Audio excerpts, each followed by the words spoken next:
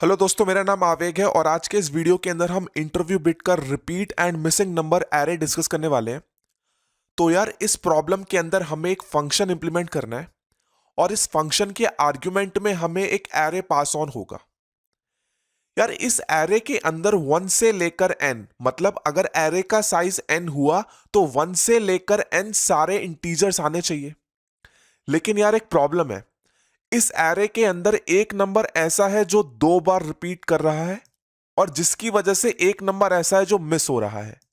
तो यार, इस प्रॉब्लम के अंदर हमारा मेन टास्क यही है कि हमें एक रिपीटेड और एक मिसिंग नंबर को फाइंड आउट करना है। फॉर एग्जाम्पल, अगर आप इसको देखोगे, इस एरे को देखोगे, तो इसके अंदर 3 एक ऐसा इंटीजर है जो रिपीट कर रहा है और 4 एक ऐसा इंटीजर है जो उसके अंदर है ही नहीं, क्योंकि 1 से लेकर 5 में सारे इंटीजर आने चाहिए। तो 4 नहीं आ रहा, यानी कि 3 is the repeating number and 4 is the missing number, और इसी को हमें रिटर्न करना है। तो यार, इस प्रॉब्लम को सॉल्व करने के बहुत सारे मेथड्स हैं। हम एक एक करके सारे मेथड्स को एक्सप्लोर करते हैं। तो सबसे पहले हम देखने वाले हैं मेथड नंबर 1। यार, मेथड नंबर 1 के पीछे जो कॉन्सेप्ट है ना, वो है हैशिंग का। फॉर एग्जाम्पल, अगर मुझे एक एरे गिवन है 3, 1, 2, 5, 3। इसका साइज कितना है? इसका साइज है 5। अगर इसका साइज 5 है तो मुझे पता है कि 1 से लेकर 5 तक जितने भी इंटीजर पॉसिबल है सब इसके अंदर आने चाहिए थे। लेकिन क्या हो रहा है, इसके अंदर एक जो 3 इंटीजर है वो 2 बार रिपीट कर रहा है। तो यार, मैंने क्या करा, सबसे पहले मैंने यहां पे एक एरे डिक्लेयर करी जिसका मैंने साइज रखा n+1 और इसको मैंने ना 0 से इनिशियलाइज कर दिया। तो मैंने क्या करा, मैंने एक एरे को यहां पे डिक्लेयर किया जिसके अंदर मैंने क्या, जिसका साइज मैंने रखा n+1, मतलब 6 का साइज रख दिया। तो क्या हुआ, इसका इंडेक्स है 0, 1, 2, 3, 4, 5, 6 साइज है इसका, और सबको मैंने इनिशियलाइज कर दिया 0 से। और फिर मैं ना स्टार्ट करूंगा, ये जो गिवन एरे थी ना, इसको इटरेट करूंगा 0 से लेकर n-1 तक मैं इटरेट कर रहा हूं। और जो जो मुझे वैल्यू मिल रही है उस इंडेक्स पे जाके मैं इंक्रीमेंट कर दूंगा। तो सबसे पहले मुझे वैल्यू मिली 3, तो मैं 3 इंडेक्स पे गया, इसको इंक्रीमेंट करके 1 कर दिया। उसके बाद मुझे मिला 1, इस पे गया, इंक्रीमेंट करके 1 कर दिया। फिर मुझे मिला 2, 2 पे गया, इसको इंक्रीमेंट करके 1 कर दिया। फिर मुझे मिला 5, 5 पे गया तो इसको इंक्रीमेंट करके 1 कर दिया। उसके बाद मुझे दोबारा मिला 3, तो मैं दोबारा 3 पे गया और उसको इंक्रीमेंट करके अब 2 कर दिया। तो जब मैं पूरी एरे इटरेट कर लूंगा, फिर मैं इस वाले एरे को देखूंगा, और अगर मुझे किसी भी इंडेक्स पे वैल्यू क्या मिले, 0 मिले, तो इसका मतलब ये नंबर मिसिंग है। और अगर मुझे, याद रखना, ट्रैवर्स में 1 से लेकर 5 तक करूंगा, 0 से मत करने लग जाना, इससे ट्रैवर्स नहीं करूंगा, मैं इटरेट करूंगा 1 से लेकर 5 तक। अगर मुझे किसी की भी वैल्यू 0 मिलती है, यानी कि वो जो ith इंडेक्स पे जिसकी मुझे वैल्यू मिल रही है, यानी कि मिसिंग नंबर हुआ। और अगर मुझे वैल्यू मिलती है 2, यानी कि ये नंबर 2 बार रिपीट कर रहा है, तो जिस भी इंडेक्स पे नंबर रिपीट कर रहा है वही इंडेक्स मेरा रिपीट कर रहा है, यानी कि ये मेरा क्या हुआ, रिपीटेड नंबर हुआ। तो अगर आप इसकी टाइम कॉम्प्लेक्सिटी निकालेंगे तो देखो, टाइम कॉम्प्लेक्सिटी देखो, सबसे पहले मैं इस पूरे एरे को ट्रेट करूंगा, ओरिजिनल एरे को। तो उसके लिए मुझे लगा O ऑफ n प्लस, उसके बाद मैं दोबारा से इस एरे को इटरेट करूंगा, ये जो मैंने हैशिंग के लिए यूज करा है, तो उसके लिए मेरा हुआ दोबारा से O ऑफ n, यानी कि total time complexity basically O of 2n हो चुकी है। और अगर आप स्पेस कॉम्प्लेक्सिटी की बात करेंगे तो स्पेस कॉम्प्लेक्सिटी इसकी होगी O ऑफ n+1। क्यों? क्योंकि मुझे एक एक्स्ट्रा एरे डिक्लेयर करना पड़ा n+1 साइज का। यार, तो क्या कोई ऐसा मेथड है जिससे मैं स्पेस कॉम्प्लेक्सिटी को ऑप्टिमाइज कर पाऊं? मतलब क्या कोई ऐसी एल्गोरिदम एग्जिस्ट करती है जो हमारे इस पूरे प्रोसेस को इन प्लेस बना दे? तो आंसर है हाँ, ऐसी एल्गोरिदम भी एग्जिस्ट करती है। तो अब हम वही डिस्कस करेंगे। अब हम डिस्कस करते हैं मेथड नंबर 2।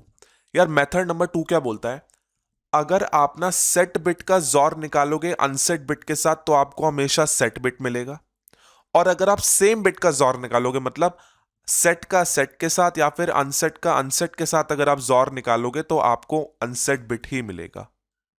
तो इसी कॉन्सेप्ट पे पूरा जॉर बेस्ड है, इसी कॉन्सेप्ट पे पूरा जॉर बेस्ड है। तो अब मुझे एक बात बताओ, अगर मैं सेम इंटीजर का जॉर सेम इंटीजर के साथ निकालूं तो क्या मिलेगा?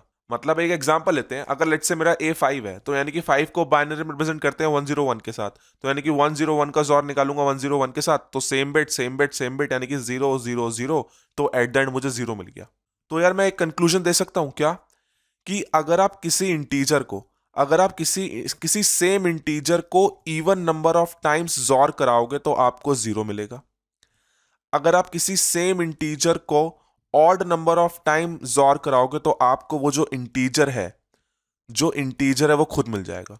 कहने का मतलब यार ये है कि अगर आपने लेट सपोज ए कराया, कितनी बार है, 4 बार, मतलब इवन नंबर ऑफ टाइम्स, तो आपको 0 मिल गया। और वहीं अगर आपने ए कराया तो आपको कितने टाइम्स है, ये है ऑड नंबर ऑफ टाइम्स, यानी कि आपको ए मिल गया। उसका रीजन क्या है, ए ने तो 0 बना दिया। अब 0 ए करोगे तो आपको ए ही मिलेगा, है ना। अगर आप 0 का किसी के साथ भी जोर निकालोगे तो वो जो नंबर है वो खुद आपको मिल जाता है। तो यार अब जोर का जो पूरा मेथोडोलॉजी है वो हम अपने इस मेथड के अंदर अप्लाई करते हैं। तो फॉर एग्जाम्पल हमारे पास एरे क्या गिवन था, हमारे पास एरे गिवन था 3 1 2 5 3। मुझे क्या बताना है, मुझे इसके अंदर बताना है कि कौन सा इंटीजर रिपीट कर रहा है, कौन सा इंटीजर मिसिंग है। किस बेसिस पे, क्योंकि मुझे पता है कि यार इसके अंदर 1 से लेकर n तक, यानी कि 1 से लेकर 5 तक सारे नंबर आने चाहिए थे, लेकिन यार एक नंबर रिपीट कर रहा है ना, और उसकी वजह से एक नंबर मिसिंग है। तो यार अब मैं जोर का किस तरीके से एडवांटेज उठाऊंगा, तो जोर का मैं एडवांटेज उठाऊंगा वही इवन नंबर ऑफ टाइम के हिसाब से। मतलब यार देखो, मुझे पता था कि आना क्या चाहिए था, 1 से लेकर 5 तक सारे इंटीजर आने चाहिए थे, लेकिन एक नंबर रिपीट कर रहा है। तो मैं एक काम करता हूं, मैं ना डुप्लीकेसी क्रिएट करता हूं। लाइक फॉर एग्जाम्पल 1 के साथ अगर आप 1 का जोर कराओगे तो क्या हो गया, 0 हो गया। 2 को 2 के साथ पेयर मिल गया, 5 को 5 के साथ पेयर मिल गया, है ना। उसके बाद 3 कितने टाइम्स आ गया, 3 कितने टाइम्स बचा, 1 2 3, 1 2 3, यानी कि मुझे दोबारा से 3 मिल गया। और लास्ट में कौन सा नंबर बचा, 4 बचा, यानी कि 4 बच गया। तो एट द एंड मेरा क्या इवेल्युएट होगा, जब मैं इन सबका जोर निकालूंगा तो मेरा इवेल्युएट होगा 3 जोर 4। मतलब एक नंबर ऐसा होगा जो रिपीट कर रहा है और एक नंबर ऐसा होगा जो मिसिंग है। कहने का मतलब ये है, अगर मुझे एक एरे दे रखी है n साइज की, तो सबसे पहले मैं एक वेरिएबल बनाऊंगा और उस वेरिएबल के अंदर जितने भी n इंटीजर्स हैं इन सबका जोर निकालते चला जाऊंगा। उसके बाद मैं 1 से लेकर n में इसी वेरिएबल की हेल्प से सबका जोर दोबारा निकालूंगा। तो जो लास्ट में मेरा रिजल्ट आएगा वही मेरा क्या बताएगा, वो मेरा बताएगा 3 और 4। तो मुझे एट द एंड पता है क्या मिलेगा, तो मुझे मिलेगा एट द एंड 3 और 4। अच्छा 3 और 4 क्या होता है, 3 को कैसे रिप्रेजेंट करते हैं, 3 को रिप्रेजेंट करते हैं 0 1 1, 4 को रिप्रेजेंट करते हैं 1 0 0। अगर मैं इनका जोर निकालूं तो डिफरेंट बिट, यानी कि क्या हुआ, यहाँ पे 1 हुआ, डिफरेंट बिट 1 हुआ, डिफरेंट बिट 1 हुआ, यानी कि ये तो 7 होता है यार। यानी कि 3 और 4 मेरा कितना आ गया, 7 आ गया। तो जब आप 3 1 2 5 3 1 2 3 4 5 इन सबका जब आप जोर निकाल लोगे, किसी रिजल्ट नाम के वेरिएबल के अंदर स्टोर कराओगे, तो आपको 7 मिलेगा, आपको 7 मिलेगा। अब मुझे इस 7 की हेल्प से दो ऐसे नंबर फाइंड आउट करने हैं जो एक तो हो मेरा मिसिंग और एक हो मेरा रिपीटिंग।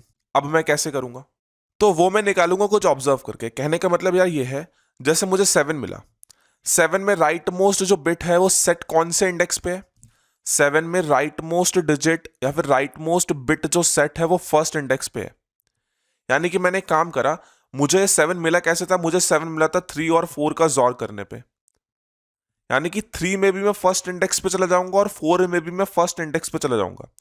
अब तुमने एक चीज नोटिस करी क्या, कि यार 3 के अंदर तो ये सेट है और 4 के अंदर ये अनसेट है, तभी तो मेरा 1 आया है ना।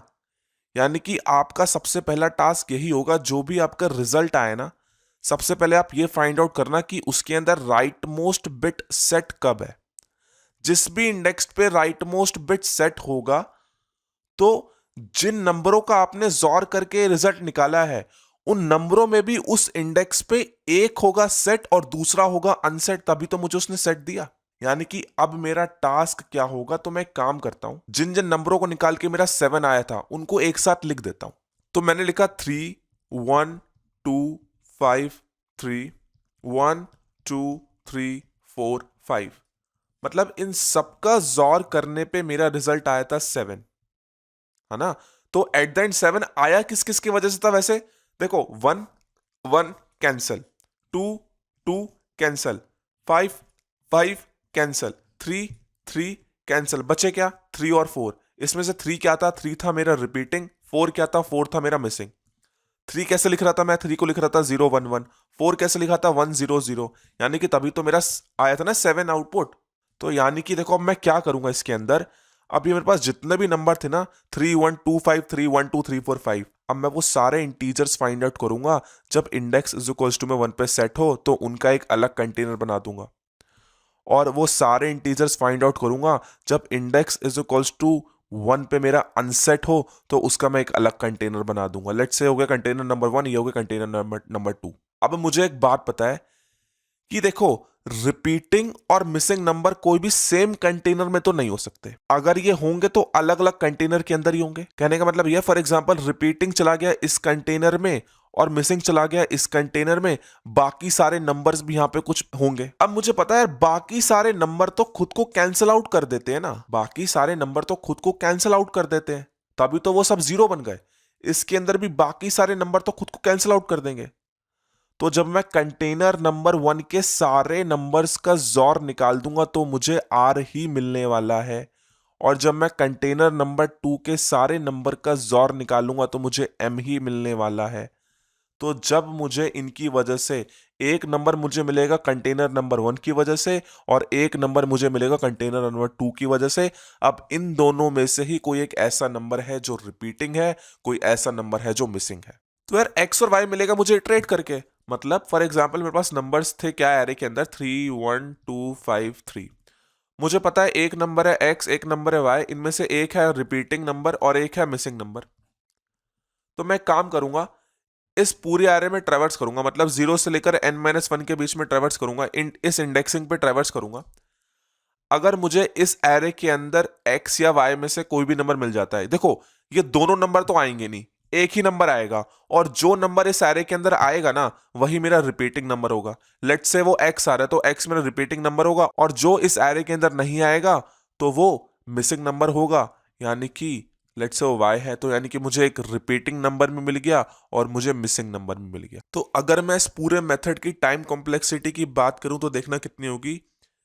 O ऑफ n हुई, फिर दोबारा से O ऑफ n हुई, फिर O ऑफ n हुई, फिर O ऑफ n हुई, फिर O ऑफ n हुई, मतलब O ऑफ 5n। कैसे? ये O ऑफ n हो रही है पूरी एरे को ट्रेवर्स करने के लिए, क्योंकि मैंने जोर निकाला था ना सबसे पहले सबका। ये n हो रही है 1 से लेकर n में ट्रेवर्स करने के लिए। चलो मैंने पूरा जोर निकाल लिया। उसके बाद मुझे कंटेनर्स में अलग अलग नंबर को बाइफरकेट करना था, तो ये मैंने एरे के नंबर को इटरेट किया, फिर ये मैंने 1 से लेकर n तक इटरेट किया। तो मुझे क्या मिला? उसके बाद मुझे एट द एंड x और y की वैल्यू मिल जाएगी। अब x और y फाइंड आउट करने के लिए मैंने दोबारा से एरे के सारे एलिमेंट को ट्रेवर्स किया, यानी कि एट द एंड मुझे टाइम कॉम्प्लेक्सिटी ऑफ 5n की मिल गई है, which is nothing but basically of n ही मान लूंगा मैं इसको। और क्योंकि मैंने इसके अंदर कोई एक्स्ट्रा स्पेस यूज ही नहीं करी, तो यानी कि मेरी स्पेस कॉम्प्लेक्सिटी कितनी हो गई? स्पेस कॉम्प्लेक्सिटी होगी मेरी constant, that is O of 1, यानी कि ये मेरी एक इन प्लेस एल्गोरिथम के अंदर काउंट होगा। तो अब हम एक काम करते हैं, इंटरव्यू बिट पे दोबारा चलते हैं और देखते हैं कि हम इसका कोड किस तरीके से लिखेंगे। तो दोस्तों यार ये है मेरा कोड। तो सबसे पहले मैंने एक आंसर नाम का वेक्टर यहाँ पे डिक्लेयर किया, या फिर आंसर नाम का एरे यहाँ पे डिक्लेयर किया। ये जो n है वो रिप्रेजेंट कर रहा है कि मेरे एरे का साइज कितना है, और ये जो रिजल्ट नाम का जो वेरिएबल है क्या स्टोर कराएगा कि जितने भी एरे के एलिमेंट हैं और 1 से लेकर n है उन सब का जोर ये स्टोर कराएगा। तो फिर मैंने इसी लूप के अंदर ये सारी प्रोसेस एक साथ कर दी है। उसके बाद ये राइट मोस्ट बिट है। यार ये राइट मोस्ट बिट जो मास्क है क्या रिप्रेजेंट करता है? लाइक फॉर एग्जांपल अगर मेरा रिजल्ट 7 आया तो 7 के अंदर पहले ही इंडेक्स पे सेट बिट 1 होगा, राइट मोस्ट बिट 1 होगा, यानी कि ये RMB 1 स्टोर कराएगा। अगर फॉर एग्जांपल मेरा 4 है तो 4 के अंदर सेकंड इंडेक्स में मेरा राइट मोस्ट बिट 1 है ना, यानी कि जो RMB है वो 100 को ही स्टोर कराएगा। तो एट द एंड मैं क्या कर रहा हूं, मैं फिर दोबारा से 0 से लेकर n मतलब सारे एरे के एलिमेंट इटरेट कराऊंगा। अगर उनका भी राइट मोस्ट बिट 1 है, मतलब अगर उनकी भी उसी पोजीशन पे सेट बिट 1 है जिस पोजीशन पे रिजल्ट की थी, तो फिर लेट्स से मैंने उनको कंटेनर नंबर 1 के साथ जॉर कराया, डेट इज x के साथ जॉर कराया। अगर ऐसा नहीं है तो फिर मैंने उनको कंटेनर नंबर 2 में रखा, मतलब y के साथ जॉर कराया। सिमिलर अप्रोच मैंने i+1 के साथ भी करा, और एट द एंड मुझे क्या मिल जाएगा, x मिल जाएगा और y मिल जाएगा। अब अगर सपोज मेरा x एरे में आ रहा है, यानी कि वो रिपीट कर रहा है, तो फिर मैंने उसको सबसे पहले इंसर्ट करा और जो मिसिंग है उसको बाद में इंसर्ट करा। अगर लेट्स से मेरा y इसके अंदर आ रहा है, तो फिर मैंने y को सबसे पहले रखा, यानी कि रिपीट कर रहा है, और जो x है जो मिसिंग हुआ है उसको मैंने बाद में रखा। और फिर एट द एंड मैंने क्या करा, आंसर नाम का जो एरे था या फिर आंसर नाम का जो वेक्टर था उसको रिटर्न करा दिया। तो मैं आशा करता हूं कि आप लोगों को ये प्रॉब्लम समझ में आया होगा। मैं मिलता हूं आपको नेक्स्ट वीडियो में। Thank you very much.